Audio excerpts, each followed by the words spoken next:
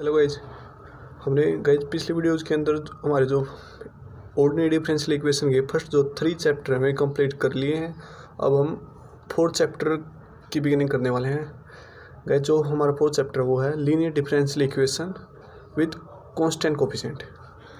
Guys इसके अंदर क्या होता है, जो हमारा जो डेरिवेटिव है वो तो हम कितने भी टाइम ले सकते हैं, लेकिन जो उसकी डिग्री होगी ना, जो उसकी डिग्री होगी वो तो 1 होगी।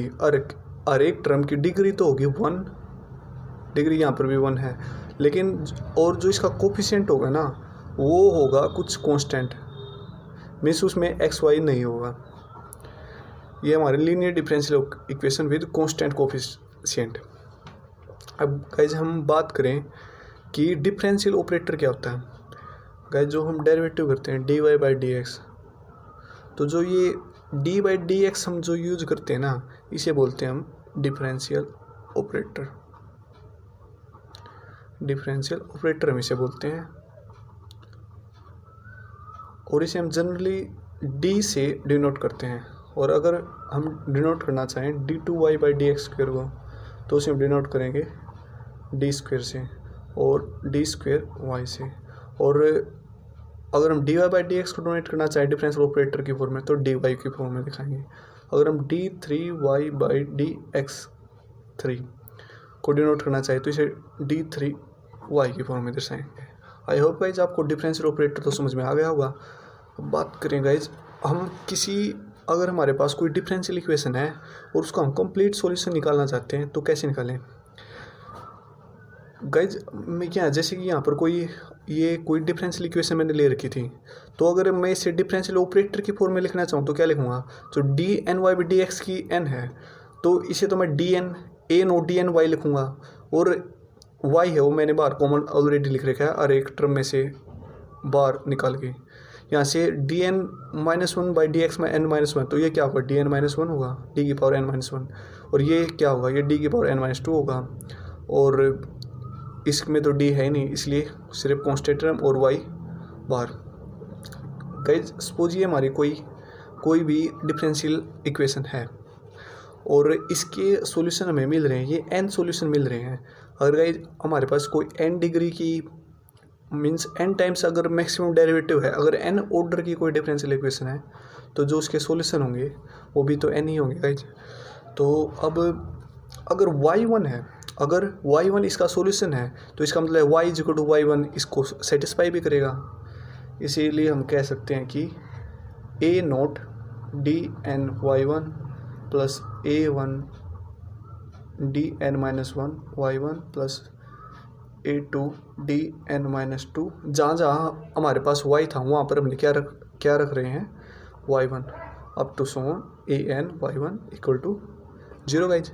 अब क्योंकि y2 सॉल्यूशन है तो y is equal to y2 भी हमारी से एक इक्वेशन को सेटिस्फाई करेगा, तो इसे हम लिख सकते हैं a note D N Y two, यहाँ पर a one D N minus one Y two up to सोन ये a n यहाँ पर y2 इक्वल्स टू 0।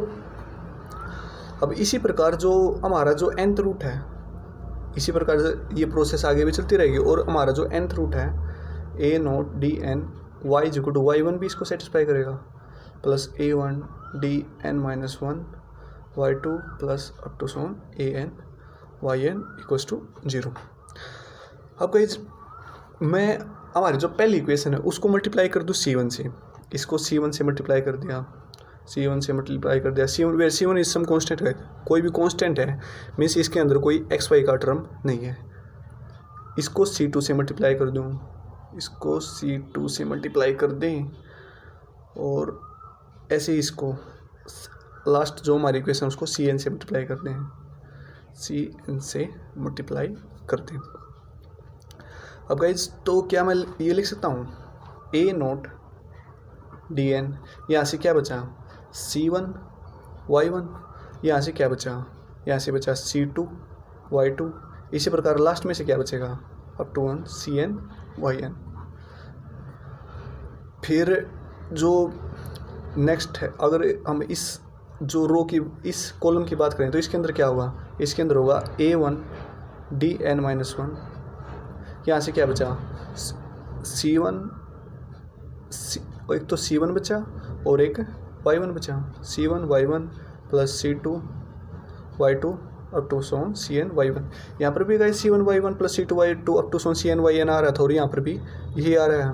इसी प्रकार जो लास्ट वाला जो टर्म है, लास्ट वाला टर्म क्या है हमारा y, लास्ट वाले टर्म के अंदर इसको हमने C1 से मल्टीप्लाई किया था, लास्ट वाले टर्म में से an मल्टीप्लाई A1 जो कॉमन आया और बचा क्या C1 Y1 plus C2 Y2 up to so on Cn Y1। Guys हमने देखा कि जहाँ जहाँ पर इस इक्वेशन के अंदर y था वहाँ पर तो क्या आ रहा है C1 Y1 plus C2 Y2 plus Cn Y1 आ रहा है, और एक जगह जहाँ पर y था उसी जगह तो ये आ रहा है। इसका मतलब क्या हुआ कि जो y है y is equal to C1 Y1 plus C2 Y2 up to so on Cn Y1। इसका मतलब ये तो हुआ क्या हुआ, इसका एक सॉल्यूशन हुआ गाइस। अगर लेकिन क्या है इसके अंदर तो n कांस्टेंट है गाइस, अगर n कांस्टेंट है इसका मतलब है ये क्या हुआ, इसका कंप्लीट सॉल्यूशन हुआ गाइस। आई होप गाइज आपको कंप्लीट सॉल्यूशन तो समझ में आ गया होगा। अब अगर हम बात करें ऑक्सिलरी इक्वेशन की, ऑक्सिलरी इक्वेशन की वैसे तो गाइज अगर मैं सिंपली आपको बता दूं कि जो भी y का कोफिशिएंट है ना, y का कोफिशिएंट जो भी है उसको अगर हम 0 के इक्वल रख दें, y का जो भी कोफिशिएंट है उसको हम 0 के इक्वल रख दें तो वो हमारी ऑक्सिलरी इक्वेशन होती है। और हम आगे भी ये प्रोसेस ऐसे ही रखेंगे, जब आगे क्वेश्चन करेंगे ना तो डायरेक्टली ऑक्सिलरी इक्वेशन हम ऐसे ही बना देंगे। लेकिन ये आई कहाँ से, उसका हम प्रूफ देख लेते हैं गाइस। अगर सपोज हमारा कोई इसका एक सॉल्यूशन है y is equal to e की पावर mx, तो जो dy होगा वो क्या होगा m e की power mx means dy by d x होगा m e की पावर mx, फिर d2y by d x square क्या होगा m स्क्वायर की mx। अगर इसका डायरेक्ट करेंगे फर्दर गाइस जो m है वो आगे आएगा तो m और m की मल्टीप्लिकेशन होगी m स्क्वायर। इसी प्रकार जो हमारा dny होगा वो क्या होगा mn e की पावर mx आएगा। अब जो dny है की मल्टीप्लिकेशन a नोट के साथ करें और यहाँ पर रखें तो क्या हुआ हमारे पास a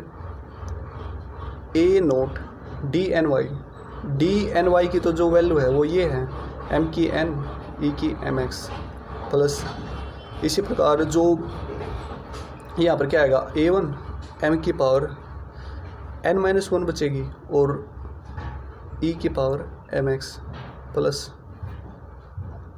और यहाँ पर ये बचा फिर a2 m की पावर n-2 e की power mx plus up to so on an।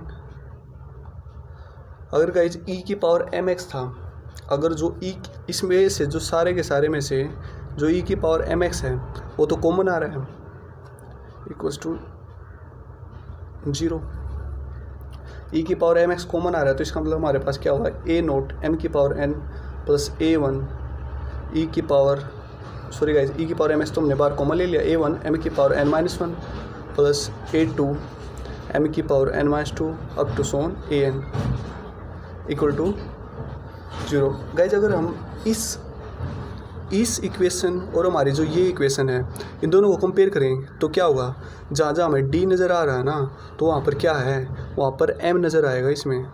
तो गाइज इसका मतलब क्या होगा, जो अगर अब जहाँ जहाँ d है तो उसका जो ऑक्सिलरी इक्वेशन बनी वो m की फॉर्म में बनी और जो d की जगह सिर्फ क्या आ रहा है m ही आ रहा है।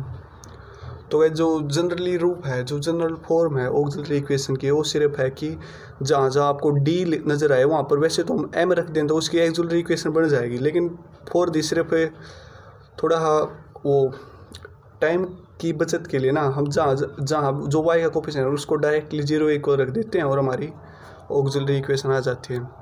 आई होप गाइस आपको ये वाली प्रोसेस समझ में आ गई होगी। अगर आप इस वीडियो को एक बार और देखेंगे तो वो आपको समझ में क्लियर अच्छे प्रकार से हो जाएगा। आई होप गाइस आपको वीडियो पसंद आई होगी। Thanks for watching.